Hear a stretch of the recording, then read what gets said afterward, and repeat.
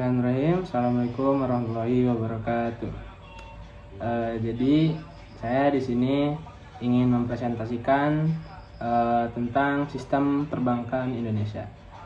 Yang pertama ada materi yang akan saya bahas, yaitu yang pertama adanya pengertian, pengaturan dan pengawasan bank.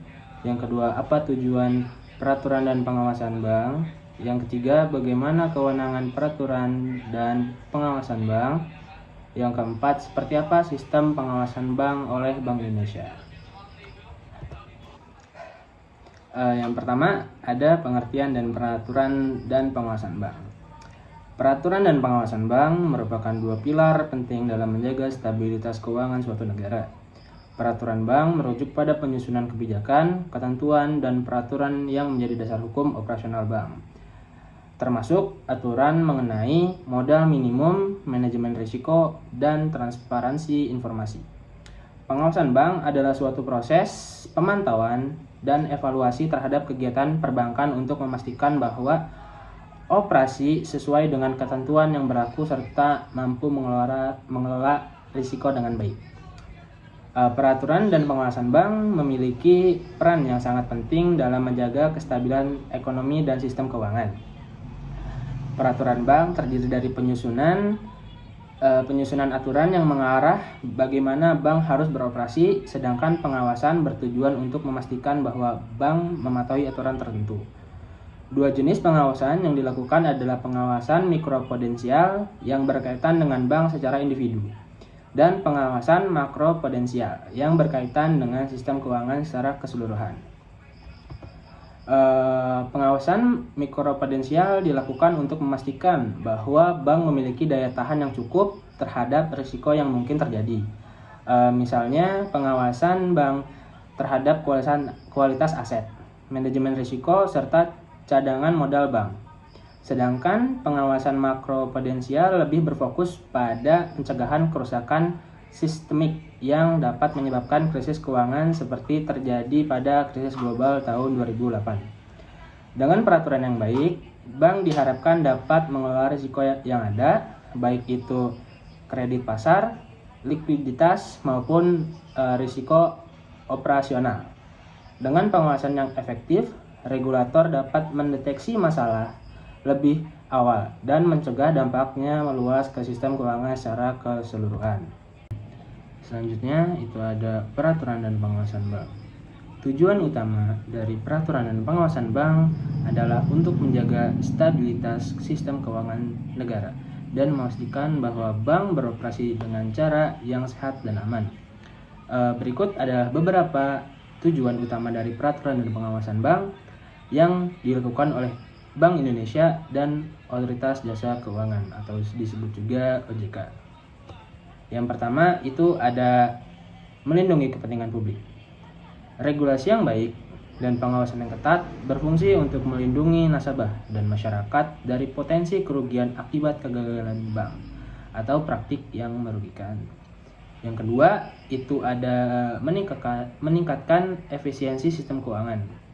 Pengawasan bank bertujuan untuk menciptakan sistem perbankan yang efisien dan transparan. Selanjutnya yang ketiga itu ada praktik penyalahgunaan dan penipuan. Salah satu tujuan utama dari pengawasan bank adalah untuk mencegah terjadinya praktik penyalahgunaan seperti money laundering atau pencucian uang, pendanaan terorisme, dan berbagai tindak ilegal lainnya.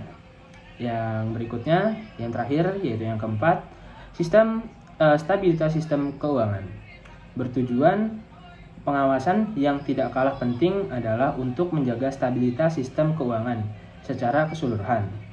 Dengan peraturan yang tepat, bank dapat menghadapi gejolak ekonomi global atau fluktuasi pada keuangan tanpa menyebabkan kerusakan pada sektor perbankan dan ekonomi domestik. Selanjutnya materi yang ketiga itu kewenangan peraturan dan pengawasan bank. Dalam sistem keuangan Indonesia, kewenangan untuk mengatur dan mengawasi bank tidak dipegang oleh satu lembaga saja. Sejak diberlakukan Undang-Undang Nomor 21 Tahun 2011 tentang Otoritas Jasa Keuangan atau OJK. Pengawasan terhadap perbankan dibagi menjadi dua jenis, yaitu pengawasan mikroprudensial oleh OJK dan pengawasan makroprudensial oleh BI atau Bank Indonesia. Bank Indonesia sebagai bank sentral memiliki tanggung jawab dalam menjaga stabilitas sistem keuangan melalui pengawasan makroprudensial. Tugas ini mencangkup kebijakan yang bersifat menyeluruh terhadap sistem keuangan nasional seperti pengadilan inflasi, stabilitas nilai tukar, dan pengelola sistem pembayaran. Pengawasan makroprudensial juga bertujuan untuk mendeteksi dan mencegah risiko sistemik yang dapat mengguncang kestabilan ekonomi negara. OJK memiliki peran dalam pengawasan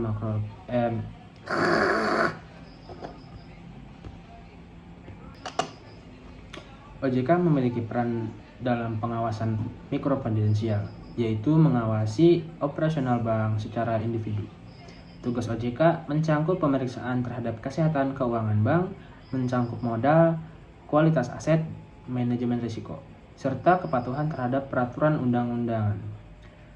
Selain itu, OJK melakukan evaluasi terhadap tata kelola perusahaan dan memberikan sanksi apabila terdapat pelanggaran yang dilakukan oleh bank. Dengan adanya pembagian peran ini, diharapkan pengawasan terhadap sektor perbankan dapat dilakukan secara menyeluruh dan komprehensif. Bank Indonesia berfokus pada kestabilan sistem secara luas, sedangkan OJK memastikan setiap bank beroperasi dengan sehat dan sesuai aturan yang berlaku. Selanjutnya ada materi yang keempat, yang terakhir dan juga yang terakhir, sistem pengawasan bank oleh Bank Indonesia. Sistem pengawasan bank di Indonesia dilakukan secara terintegrasi dengan pendekatan berbasis risiko atau risk-based supervision. Pendekatan ini menekankan pentingnya mengidentifikasi, mengukur, dan memantau risiko yang dihadapi oleh bank secara sistematis, baik dari sisi kelembagaan maupun dari sisi sistem keuangan nasional. Jadi ini adalah penjelasannya. Pengawasan dilakukan untuk memastikan bahwa kegiatan operasional bank tetap berada dalam koridor yang aman dan sehat, serta tidak menimbulkan risiko sistemik terhadap perekonomian. Meskipun pengawasan mikroprudensial saat ini di bawah kewenangan OJK, Bank Indonesia tetap memiliki peran yang penting dalam pengawasan makroprudensial, khususnya dalam memantau risiko yang berpotensi mengganggu stabilitas sistem keuangan secara menyeluruh. Pengawasan ini dilaksanakan melalui berbagai instrumen kebijakan, seperti Peraturan Risiko Loan to Value (LTV), penilaian terhadap likuiditas perbankan, serta stress test terhadap kondisi makroekonomi dan sistem keuangan.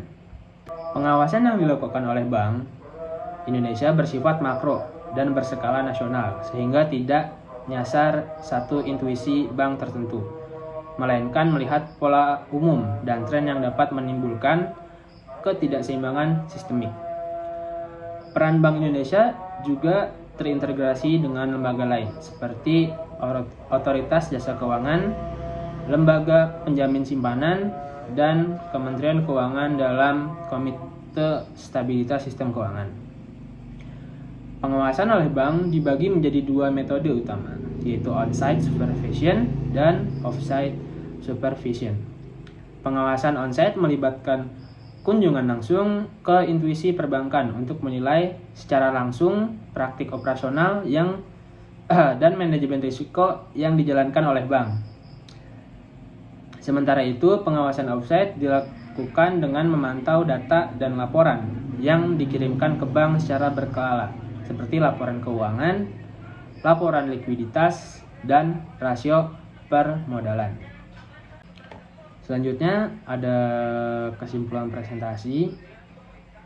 Sistem peraturan dan pengawasan bank di Indonesia memegang peran penting dalam menjaga stabilitas sistem keuangan nasional. Peraturan dilakukan untuk memberikan pedoman dan batasan operasional bagi bank agar beroperasi secara sehat dan aman. Tujuan utama dari kegiatan ini adalah melindungi kepentingan publik, meningkatkan efisiensi sistem keuangan, mencegah praktik penyalahgunaan, dan menjaga stabilitas sistem keuangan secara keseluruhan.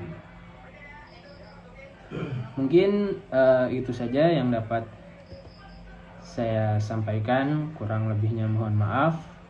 Wassalamualaikum warahmatullahi wabarakatuh.